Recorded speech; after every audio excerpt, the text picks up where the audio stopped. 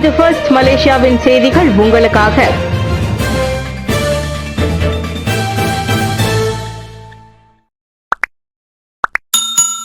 மூன்று அரசாங்க உயர்கல்விக் கழகங்களில் 3149 இடங்களில் அகண்ட அலைவரிசை சேவை. பொது உயர்கல்விக் கழகங்களில் இணைய வசதியை மேம்படுத்தும் முயற்சியின் முதலாவது கட்டத்தின் வழி 3 அரசாங்க உயர்கல்விக் கழகங்களில் 3149 இடங்களில் அகண்ட அலைவரிசை சேவை பொருத்தப்படுகிறது. அவற்றில் மலாயா பல்கலைக்கழகத்தின் 4 புலங்கள் மற்றும் ஒரு மாணவர் தங்கும் விடுதியில் 1837 இடங்களில் இச்சேவை பொருத்தப்படுகிறது. எஞ்சியவை மலேசிய இஸ்லாமிய அறிவியல் பல்கலைக்கழகம், USIM மற்றும் பெர்லிஸ் மலேசிய பல்கலைக்கழகம், யூனிமேப் இச்சேவை வழங்கப்படுவதாக தொடர்பு அமைச்சர் ஃபமி ஃபட்சல் தெரிவித்தார். 1,16,00,000 ரிங்கிட் செலவை உட்படுத்திய இச்சேவையை பொருத்தும் பணிகள் நிறைவடைய 3 வாரத்திற்கு மேல் தேவைப்படும் என்று அவர் குறிப்பிட்டார். நேற்று மலாயா பல்கலைக்கழகத்தில் இணைய சேவை பொருத்தும் பணிகளை பார்வையிட்ட பின்னர் அவர் அவ்வாறு தெரிவித்தார்.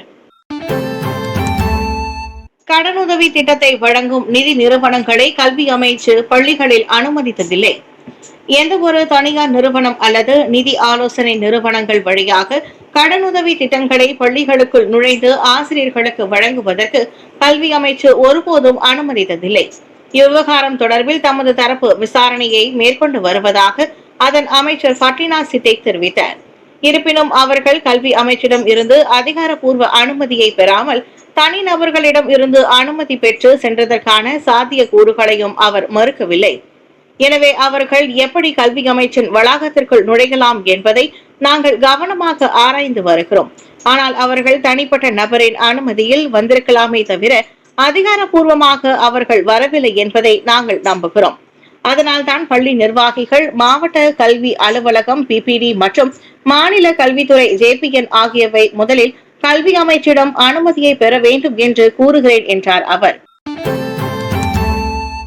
அலாஸ்காவில் காணாமல் போன விமானத்தின் பாகங்கள் கண்டுபிடிப்பு.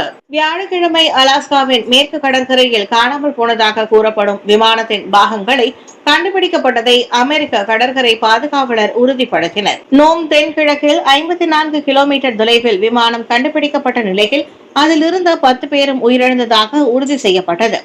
மோசமான வானிலை மற்றும் அளவான தெரிவு நிலையுடன் சில மணி நேரம் மேற்கொள்ளப்பட்ட தேடல் நடவடிக்கைகளுக்கு பின்னர் அந்த விமானத்தின் பாகங்கள் கண்டுபிடிக்கப்பட்டன. பேரிங் ஏர் நிறுவனத்திற்கு சொந்தமான டர்போ ப்ராப் செஸ்னா கேரவான் ரக விமானம் வியாழக்கிழமை காணாமல் போனதாக அலாஸ்கா பொது பாதுகாப்புத்துறை தெரிவித்திருந்தது. உனாலாக்லீட்டில் இருந்து நோம் நோக்கி சென்ற அவ்விமானத்தில் 9 பயணிகளும் ஒரு விமானியும் பயணித்தனர். கடற்கரையில் இருந்து 19 கிலோமீட்டர் தொலைவில் விமானத்தின் சமிக்ஞை காணாமல் போனது. இச்சம்பவம் குறித்து உயிரிழந்தவர்களின் குடும்பங்களுக்கு தெரிவிக்கப்பட்டுள்ளதாக நோம் தன்னார்வ தீயணைப்புத்துறை வெள்ளிக்கிழமை தெரிவித்தது. PLKN 3.0 கலந்து கொள்ள முடியாதவர்கள் தங்களின் வருகையை ஒத்திவைக்க விண்ணப்பிக்கலாம். PLKN 3.0 எனும் 3வது தேசிய சேவை பயிற்சி திட்டத்தில் பங்கேற்க அழைக்கப்பட்டவர்கள் அவசியம் கலந்து கொள்ள வேண்டும். ஒருவேளை அதில் கலந்து கொள்ள முடியாத நிலையில் தங்களின் வருகையை ஒத்திவைப்பதற்கு அவர்கள் விண்ணப்பிக்கலாம். அதை தவிர்த்து வேலையில் சேர்ந்தவர்கள் அப்பணியில் இருந்து வெளியேற முதலாளிகளிடம் முறையான அனுமதியை பெற வேண்டும் என்று தேசிய சேவை பயிற்சி துறை JLKN தலைமை இயக்குனர் மேஜர் ஜெனரல் டத்தோ யாக்கூப் சமிரான் தெரிவித்தார். இந்த வருங்கால பயிற்சியாளர்களுக்கு திட்டத்தில் பங்கேற்க ஏன் அனுமதி வழங்கவில்லை என்பதற்கு அவர்களின் முதலாளிகள் நியாயமான காரணத்தை தெரிவிக்க வேண்டும். ஆனால் தேசிய சேவை பயிற்சி சட்டத்திற்கு அவர்களும் கட்டுப்பட்டு நடக்கும் பொறுப்பினை கொண்டிருக்க வேண்டும். எனவே முதலாளிகள் இத்திட்டத்திற்கு அனுமதிக்கவில்லை என்றால் மற்றொரு செயல்முறை செயல்படுத்தப்படும் என்றார் அவர். நேற்று கோலாலம்பூரில் உள்ள அரச மலாய் ராணுவ படை பிரிவின் முதல் பேட்டலியனில் எல்லை பகுதியான பெட்டானா சுங்கேபேசி முகாமில் PLKN 3.0 2025 சுடும் பயிற்சியில் கலந்து கொண்ட பின்னர் செய்தியாளர்களிடம் டத்தோ யாக்கூப் அவ்வாறு கூறினார். அரசு திட்டங்களில் மக்கள் நேர்மறை எண்ணங்களை கொண்டிருக்க நெருக்கமான ஒத்துழைப்பு விரிவுபடுத்தப்பட வேண்டும். ஒவ்வொரு அரசாங்க திட்டமும் மக்கள் மீது நேர்மறையான தாக்கத்தை ஏற்படுத்துவதை உறுதி செய்ய சம்பந்தப்பட்ட பகுதியில் உள்ள சமூகத்தினருக்கும் அது தொடர்புடைய நிறுவனங்களுக்கும் இடையிலான நெருங்கிய ஒத்துழைப்பும் விரிவான ஈடுபாடும் மிகவும் அவசியம்.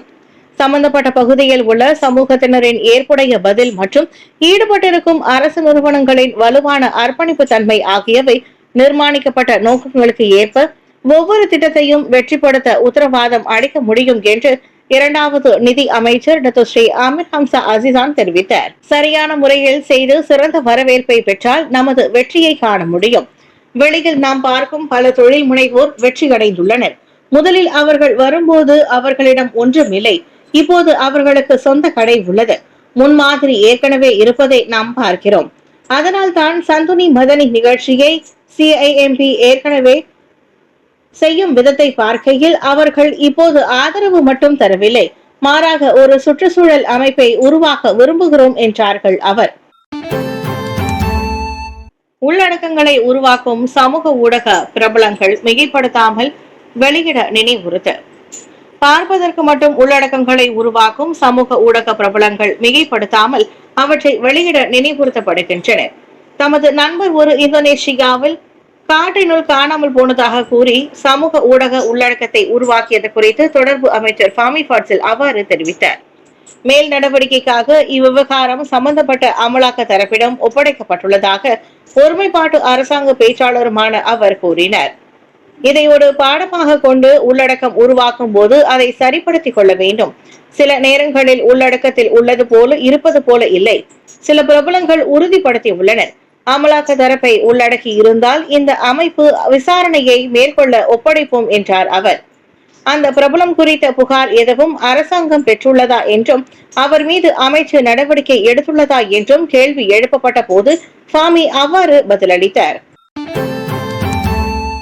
தெக்கூன் ஒதுக்கீட்டில் 36 லட்சம் ரிங்கிட் 143 தொழில் முனைவோருக்கு வழங்கப்பட்டுள்ளது. கடந்த ஜனவரி 14ஆம் தேதி அறிவிக்கப்பட்ட பின்னர் தெக்கூனிற்கு ஒதுக்கப்பட்ட 10 கோடி ரிங்கேட்டில் 36 லட்சம் ரிங்கேட் இந்திய சமூகத்தை சேர்ந்த 143 தொழில் முனைவோருக்கு வழங்கப்பட்டுள்ளது.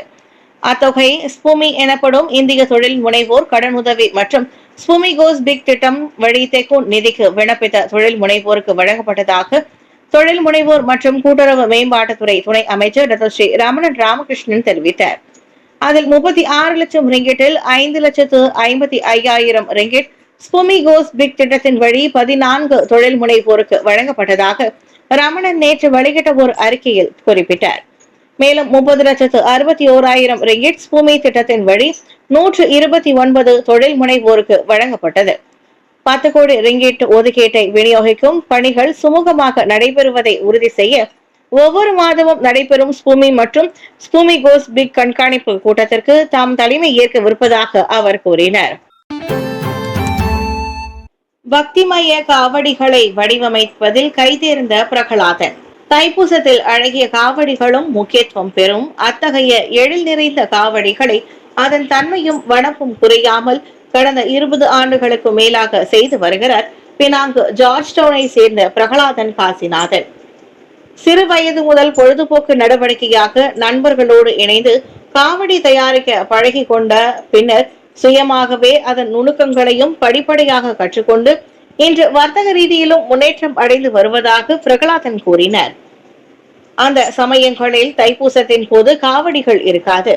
காவடிகளை செய்து கொடுப்பதாக விளையாட்டுத்தனமாக ஆரம்பித்து பின்னர் இது ஒரு பொழுதுபோக்காக மாறியது. ஆக என்னுடைய நண்பர்கள் ரேமன், கந்தா மற்றும் செல்வகுமார் ஆகியோர் வழங்கிய தன்முனைப்பின் காரணமாக நான் இதை தொடங்கினேன் என்றார் அவர். காவடிகளை பக்தர்களின் எதிர்பார்ப்புக்கு ஏற்ப வடிவமைப்பது ஒரு சுலபமான காரியம் அல்ல என்று 43 வயதான பிரகலாதன் கூறினார். அதனால் பக்தர்களின் கோரிக்கைகளை நிறைவேற்றும் வகையில் 1 மாதத்திற்கு முன்பே இந்த காவடிகளை தயாரிக்கும் பணியை தாம் தொடங்கி விடுவதாக அவர் தெரிவித்தார். இவ்வாண்டு தைப்பூசத்திற்காக 13 காவடிகளை தாம் வடிவமைத்திருக்கும் நிலையில் அதில் 2 நிறைவு செய்து ஜொகூர் மாநிலத்திற்கு ஏற்றுமதி செய்திருப்பதாகவும் எஞ்சிய காவடிகளை அடுத்த வாரம் திங்கட்கிழமை வாடிக்கையாளர்களிடம் ஒப்படைக்கவிருப்பதாகவும் பிரகலாதன் கூறினார்.